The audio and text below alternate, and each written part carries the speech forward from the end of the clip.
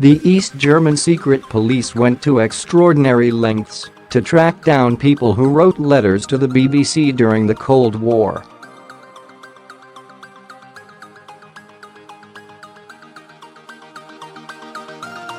One of those arrested and jailed was a teenager who longed to express himself freely and paid a high price.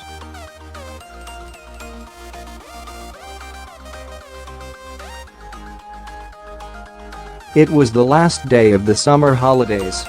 For 18-year-old Karl-Heinz Borchardt, that should have meant an afternoon on a windswept Baltic beach with his girlfriend, or a few hours spent trying to catch the latest pop songs on his portable radio.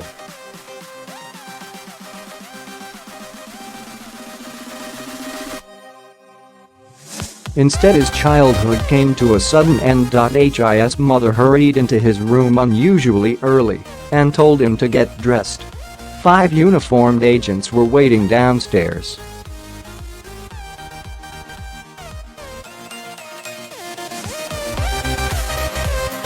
Borchardt bought himself time. "I needed time to think," he says. It could have been for any number of reasons. Insisting he needed a wash, he started to fling sheets of incriminating texts out of the window.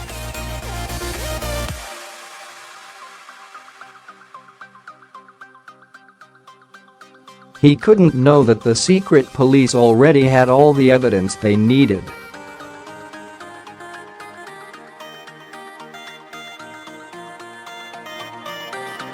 It was 2 years earlier, in September 1968, that Borchardt had written his first letter.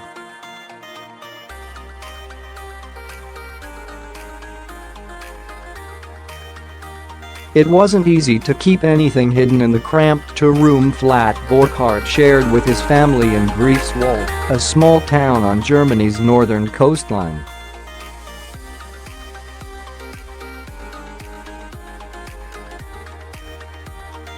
So as he sat down to write at the living room table, he covered the sheet of paper with his homework whenever someone poked their head round the door.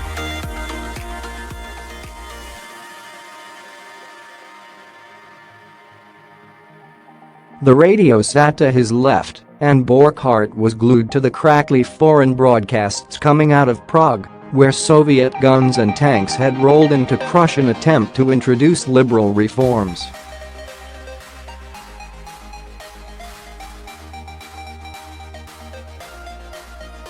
To the staff of Radio London's German service, he wrote, "I have only just started listening to your program, Letters Without Signatures, but I like it a lot since it airs opinions you don't find in our media."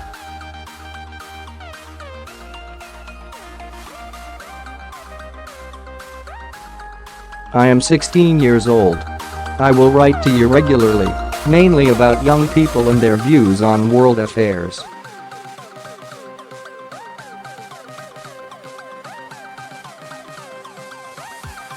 In my view, the West did not intervene strongly enough in Czechoslovakia.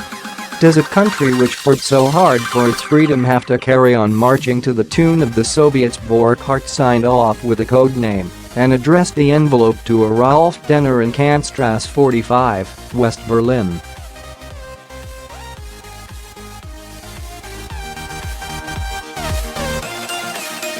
Borchardt didn't know Rolf Degner. He probably didn't even exist.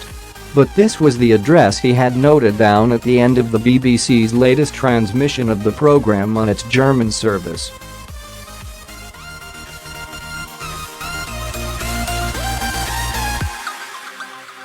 Listening to a foreign broadcaster was a crime in communist East Germany, let alone writing to one.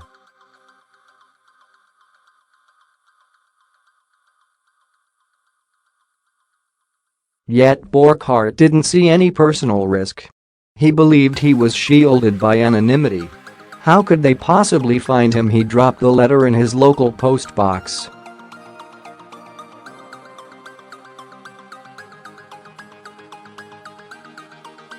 Kantstrasse 45 was in central Berlin, but it was still a pile of post-war rubble.The BBC arranged with the West Berlin post office to divert all the letters with this address to a private postbox.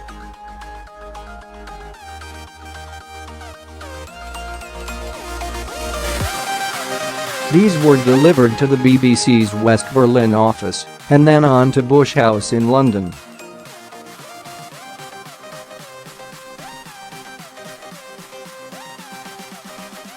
The London-based presenter of letters without signatures, Austin Harrison, announced different postal addresses every few weeks at the end of the show, and East German listeners wrote in their thousands, filling the weekly program with 20 minutes of anonymous and uncensored letters from people behind the wall.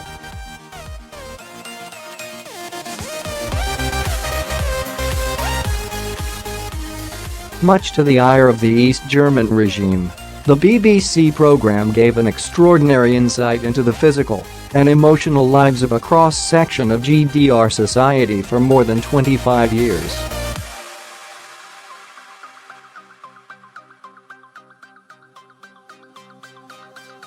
It was like coming up for air, says Borchardt, a form of release for a young, curious mind locked in the suffocating atmosphere of the communist state.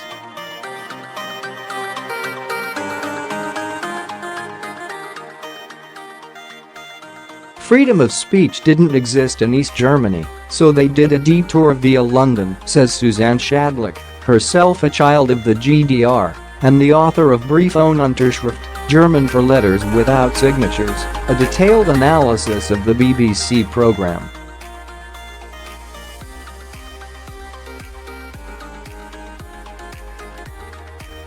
I felt like I was unearthing treasures, says Schadlich. The letters are authentic and unfiltered. The writers knew there was no censorship here, and they spoke from their hearts.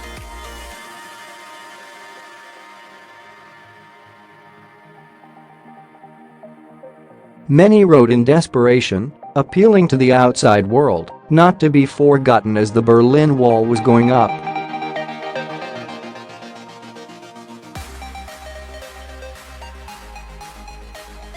Others grumbled about shortages of butter, onions and soap, and then offered creative substitutes.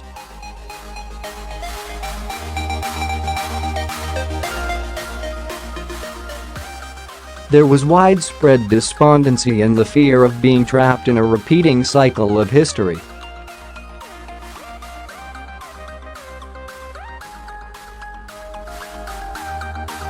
We're being held in a huge concentration camp. There's no escape. We vote for who we're told to. We're simply a herd of cattle which must obey.